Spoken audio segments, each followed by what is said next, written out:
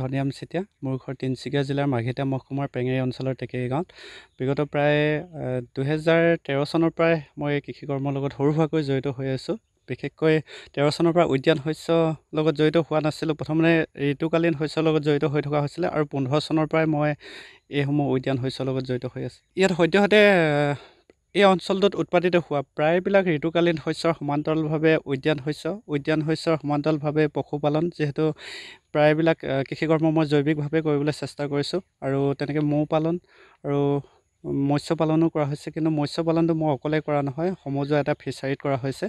প্ৰায় 18 বিঘামান হ'ব, আমি কেইজনমান ব্যক্তি লগ হৈ কৰা হৈছে। বজাৰ কথাটো এনেকুৱা, যিহেতু এইখিনি জৈৱিকভাৱে কৰিবলগীয়া হৈছে বা কৰিবলৈ চেষ্টা কৰিছোঁ। আজিৰ তাৰিখত মানুহে স্বাস্থ্যৰ প্ৰতি যথেষ্টখিনি সজাগ সচেতন হৈছে।